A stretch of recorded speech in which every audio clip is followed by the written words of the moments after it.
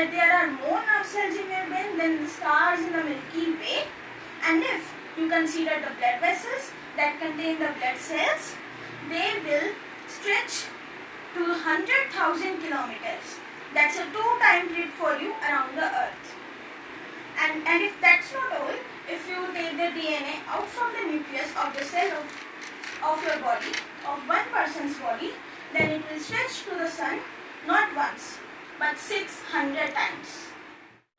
So, to appreciate the wonder of life, we are going to go really microscopic today, going to a different world that is visible to us only through a special equipment like the microscope, to a world that has opened the can of wonder to discover all that we have discovered and understand what we are made up of.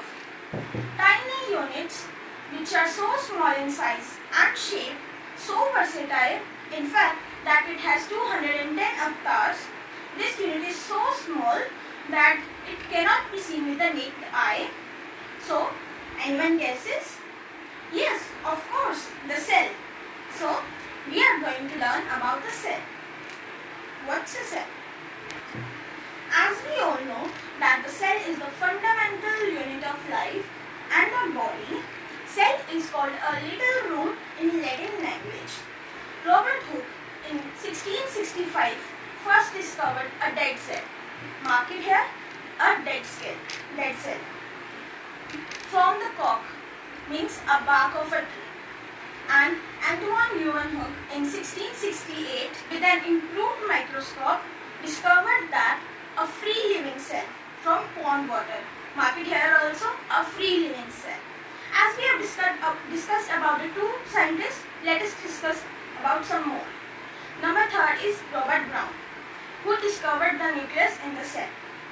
Number 4 is Matthias Schleiden, who discovered that all plants are made up of cells.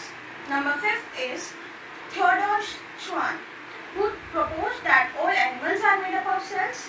And number 6, yes, the last one, is Purkinje, who discovered that protoplasm is known for the fluid substance of the cell. Okay, we need to understand what happens in the case where water content is not the same, not just right. So, let me take a cell here.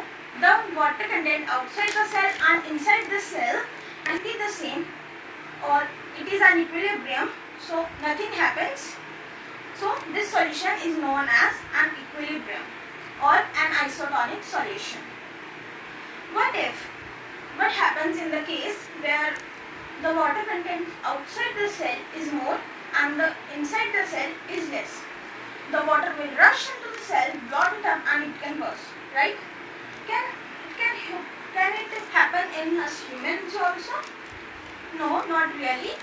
This is likely to happen in the cells that have a cell wall, like the plants.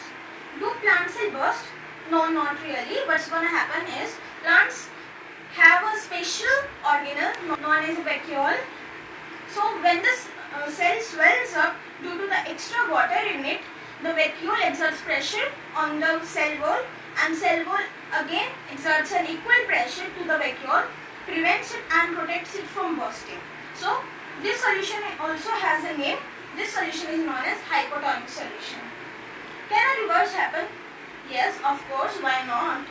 In this case, the water concentration outside the cell is less and here inside the cell is more. So the cell will exert a pressure towards the water and it will lose its shape. In this case, the cell will shrivel up and loses its shape. This solution has also a name. It's known as a hypertonic solution. Okay? So, today we have discussed about the cell and the 3 kinds of solutions. I hope you have liked my video. Thank you. Bye friends. We'll meet you in the next video.